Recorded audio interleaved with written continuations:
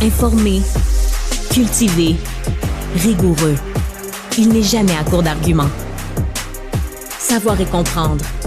Alexandre Morin-Villouellette. On revient sur le dossier itinérance à Montréal parce que c'est pas fini. Hein? Pendant que la ville annonce vouloir mener des consultations pour aller parler à la population encore, puis toujours, puis des mois, puis du délai, puis sans mettre aucune mesure nouvelle en place pour essayer de régler les problèmes, ben la cohabitation avec les problèmes d'itinérance puis de toxicomanie et les résidents, mais ça s'exacerbe. Ça s'exacerbe à un point où on est sur le bord même de fonder, là, ou du moins on fonde une association même des résidents dans certains quartiers. C'est le cas du quartier chinois, qui, tout comme le village ici à Montréal, devient un des pôles principaux de l'itinérance et de la toxicomanie.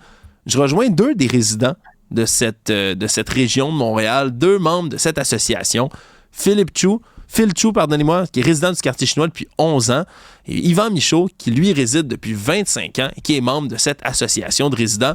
Bonjour à vous deux. Bonjour, comment ça va?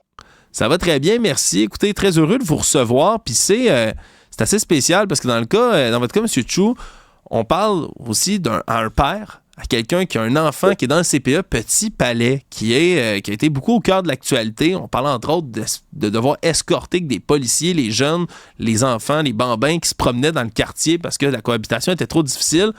Et là, encore ce matin, on a des nouvelles de ce qui se passe au Petit Palais. Il y a eu des nouvelles infractions qui ont été commises, nouvelle intrusion dans le centre, n'est-ce pas? C'était quoi? Je pense que c'était mardi matin. Si vous regardez le matin dans le journal de Montréal, tu vois, il y a des traces d'un feu qui était mis dans la fenêtre du CPE. La fenêtre est toute noire. Lundi, il y avait un itinérant qui dormait dans le cours des Poupons. L'autre semaine, quand j'étais allé chercher ma fille juste avant à la fin de la journée, vers 4 heures l'après-midi, il y a quelqu'un qui est en train de se déféquer dans la fenêtre du CPE. Je pense l'autre journée, d'autres personnes qui fument du crack dans la fenêtre. C'est continuel comme ça. Là. Ça fait des années que c'est comme ça, puis on a parlé de ça pendant des années, puis il n'y a absolument rien qui se passe. Oui, il n'y a absolument rien qui se passe. Comment vous avez reçu ça, M. Chu? L'annonce de la ville de la semaine dernière, parce que je vous avoue, moi, quand on a dit on convoque les médias, on va faire une annonce en termes d'itinérance, j'avais de l'espoir. Je me disais, là, dans les médias, on en a tellement parlé, il y a tellement de résidents qui en parlent, que là, enfin, on va agir. Comment vous avez réagi quand vous avez vu que finalement, on va venir vous consulter puis vous écouter comme si vous étiez jamais exprimé sur le sujet, puis on s'en reparle dans une couple de mois? On était vraiment déçus. Comme communauté, on a vu ça, là, on était vraiment, vraiment déçus. On vit une crise maintenant, aujourd'hui.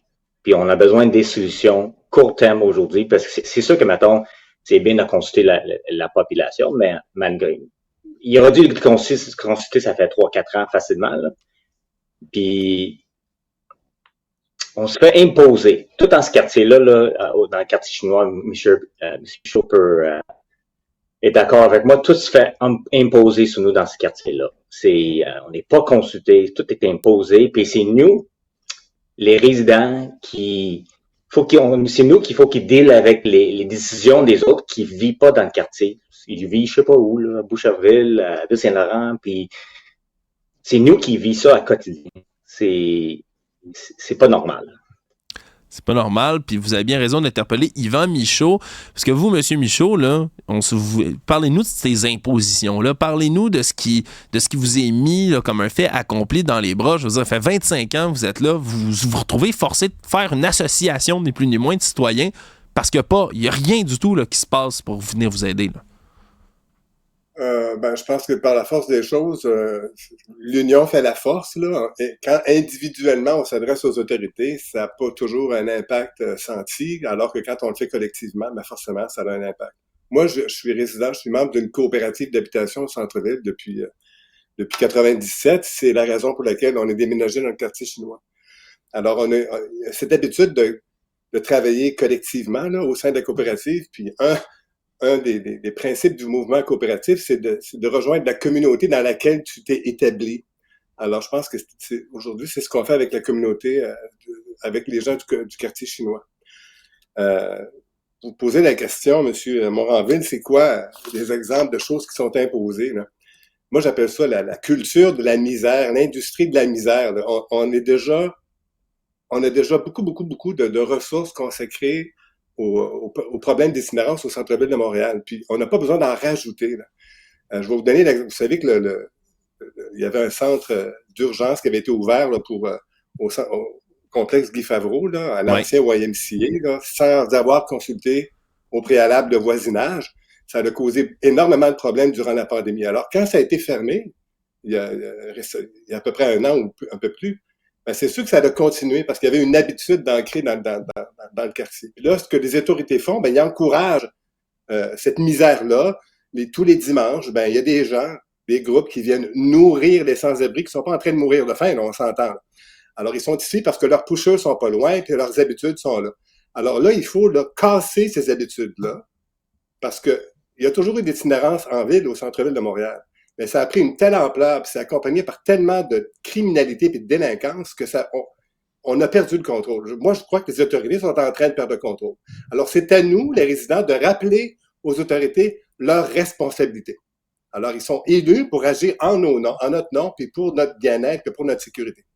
Alors, je pense qu'il y a un point de non-retour qui a été atteint. Les gens sont un peu exaspérés là, ici. Ouais, puis surtout que récemment, il n'y a pas seulement le feu là, devant le CPE, là. Il y a quelqu'un, 2 jours auparavant, qui a carrément créé un feu de plastique devant une borne de gaz métropolitain, là, aujourd'hui Énergir, là, qui heureusement n'est pas en fonction, mais qu'est-ce qu'on attend? Qu'un incendie explose, qu'il y ait des morts dans le quartier avant d'agir? Ouais, c'est vraiment une bonne question que vous posez parce que, puis on vous croit sur parole, M. Michaud, même chose pour vous, M. Chou. Vous êtes là depuis au-dessus d'une décennie, 2 décennies dans votre cas, M. Michaud. Quand vous dites que le problème a explosé puis a perdu le contrôle, il y en avait de l'itinérance il y a 25 ans, mais jamais à ce niveau-là, puis jamais en amenant autant de criminalité. C'est pas de vouloir faire du pas dans ma cour puis de vouloir se débarrasser de tout le monde qui est dans la misère. C'est pas ça du tout votre point. Vous parliez des habitudes de pusher, puis peut-être je vous interpelle, là, M. Chou puis M. Michaud par la suite. Vous parliez des pushers qui sont là. On parle là plus à l'est dans Montréal de l'allée du crack, là, un endroit où tout le monde consomme puis où ça se vend à qui mieux. Vous aussi, là, dans le quartier chinois. Le quartier chinois, l'allée du crack, hein? C'est vraiment... Ben oui, mais j'entends parler... 5 minutes à pied, puis vous y êtes. Oui, mais j'entends parler aussi d'une rue, d'une ruelle, d'un endroit où ça se vend beaucoup dans votre quartier, là. Mais en fait, l'allée du crack que vous mentionnez, c'est juste à l'autre bord de la rue. Attendez, on va commencer par M. Chou. Allons-y par M. Chou, ensuite M. Michaud. À l'allée du crack fameux, là, tu traverses René-Lévesque, t'es dans le quartier chinois. Fait que, c'est ça qu'on vit, là. Mettons, si tu vas au coin de Gauchetière puis Jean de Mance, au coin, là, c'est l'église chinois catholique. Peu importe le temps de la journée que tu passes, là, il va y avoir quelqu'un qui fume du crack ou ils vendent du crack. Ils sont là la journée longue. Là. Ça se cache pas. Si ça se fait en plein jour, quand je suis promené avec ma fille pour aller au CPE, puis je reviens, il faut que je surveille l'environnement, qui est sécuritaire, c'est pas où je peux passer. Justement, la semaine passée, il fallait que j'appelle 911 parce que il y avait 5 fumeurs de crack devant ma porte, avec un vendeur. J'étais avec ma fille, je l'avais dans mes bras, puis on se regardait dans les yeux, comme, OK, moi j'habite ici, pouvez-vous vous tasser, s'il vous plaît? C'est des choses comme ça à quotidien. Là. Dans ma garage, j'ai un bac plastique avec des pinces pour ramasser des aiguilles. Wow. C'est ça la normalité. Juste un matin, j'ai croisé mes voisins en marchant mon chien. Là. Son voisin, il y a quelqu'un qui est rentré chez lui par infraction. Là. C'est à quotidien, chaque journée, il y a quelque chose, il y a une histoire. Là. Puis le monde se rend pas compte. Ça fait depuis le refuge ouvert, comme M. Michaud a mentionné, c'était en l'été de 2020. Fait que ça fait 4 ans qu'on vit ça, là. C'est pas quelque chose qui date de cet été. Non, ça fait 4 ans. Monsieur Michaud, je vous interpelle à nouveau parce que ce que dit M. Chou, c'est tellement important. Là, vous formez une association. À qui on s'adresse, puis qu'est-ce qu'on demande? On s'adresse forcément notamment à la Ville de Montréal, à l'arrondissement Ville-Marie, qui a au gouvernement du Québec, puis même, je dirais, jusqu'au gouvernement fédéral. Pourquoi on a autorisé l'ouverture d'un refuge d'urgence auprès de clientèle qu'on refusait de prendre partout ailleurs parce qu'il n'y avait pas de ressources pour les accompagner. Il n'y en avait pas plus à Guy Favreau, puis on l'a fait sans consulter les gens. Puis aujourd'hui, on lance une consultation sur quelque chose qui aurait dû être entendu il y a déjà plusieurs années de ça. Là. Le mal est fait. Alors aujourd'hui, on doit vivre avec les conséquences du mal qui est désormais fait. Alors il faut corriger ça. On va remettre à l'endroit ce qui est à l'envers. On nous parle de cohabitation. Non, il n'y aura pas de cohabitation avec la criminalité. C'est pas acceptable dans aucune société. Alors qu'on arrête de nous sortir ce mot-là, là, il n'y a personne qui va accepter ça nulle part. Ni dans le quartier chinois, ni sur le plateau Mont-Royal, ni dans le Myland, ni dans la Côte-des-Neiges, ni nulle part. C'est pas acceptable, puis c'est tout. Vous faites tellement bien de le dire, M. Michaud, puis je vous le dis, là, je l'ai dit tantôt, puis je le répète, je ne peux pas croire que l'administration de Valérie Plante, là, leur plan, là, c'est de remettre ça au calendrier grec avant les prochaines élections puis de dire « Bon, on va aller écouter ce que le monde a à dire. » Vous êtes dans les médias presque tous les jours, que ce soit vous, que ce soit quelqu'un d'autre. À mon émission ici depuis le début de l'été, là, je m'adresse à vous deux, messieurs, j'ai fait des résidents de Ville-Marie, des résidents du village, des résidents du quartier chinois, des intervenants en itinérance, des camps de jour, des parents inquiets. J'ai fait de tout. Les seuls qui ne sont pas venus à mon émission jusqu'ici, c'est la Ville de Montréal. Ils ne viennent pas répondre à ces choses-là. Puis après ça, c'est oui, mais on va aller entendre. Moi, je me demande, puis M. Michaud, je relance là-dessus, est-ce que Valérie Plante a déjà ouvert un journal pour lire ce que ses citoyens disent? On a-tu besoin d'une consultation jusqu'en 2025 pour voir ça?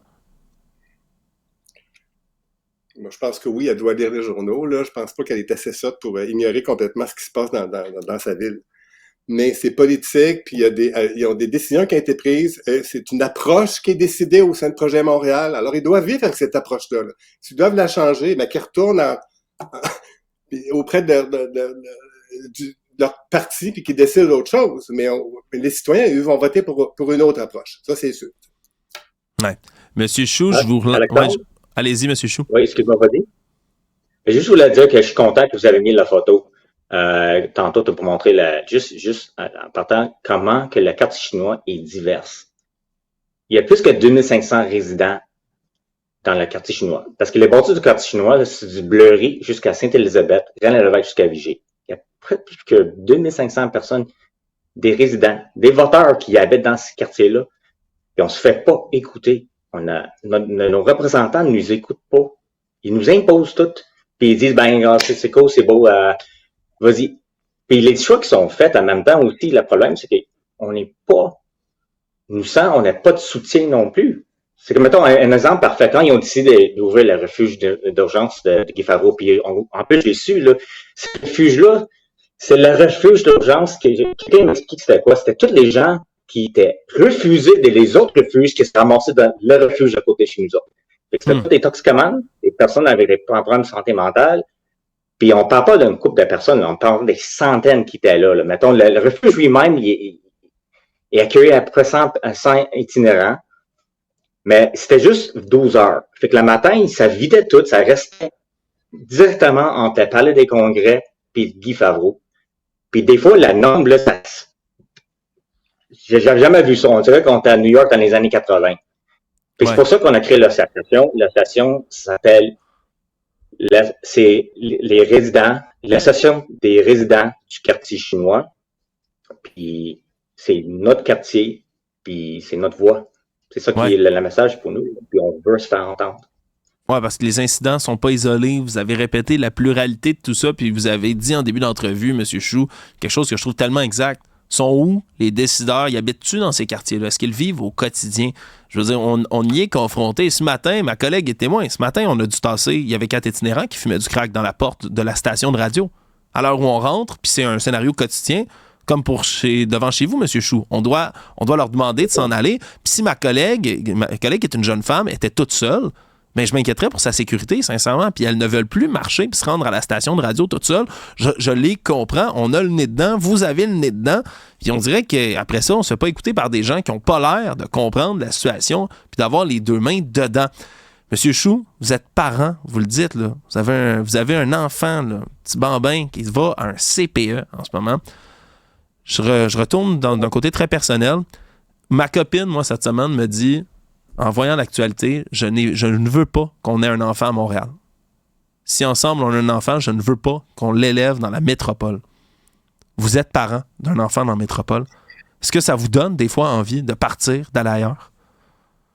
Ben, c'est pas à dire, mais regarde, ça fait 25 ans que j'habite au centre-ville. J'habitais une bonne partie de ma vie à Milton Park. Puis ça fait 11 ans maintenant que je suis au quartier chinois. Fait que je suis très habitué le quartier, le centre-ville. Je suis habitué d'avoir les itinérants, les affaires, mais qu'est-ce qu'on voit là, dans les 3-4 ans, là, c'est quelque chose carrément différent. Puis c'est plate à dire, mais moi et ma famille, on a commencé à regarder ailleurs. On regarde surtout la Rive-Sud, même dans les cantons l'Est, parce qu'on n'est plus capable. On est rendu à un point de non-retour qu'on ne peut plus vivre ça. C'est vraiment plate à dire. Monsieur parce Michaud. Que moi, j'adore Montréal. Là. Ouais. Moi, j'adore Montréal. Là. Mais ça, pour moi, je me sens plus à l'aise d'être ici. Monsieur Michaud, ça fait 25 ans que vous êtes là. Vous, comment vous voyez ça?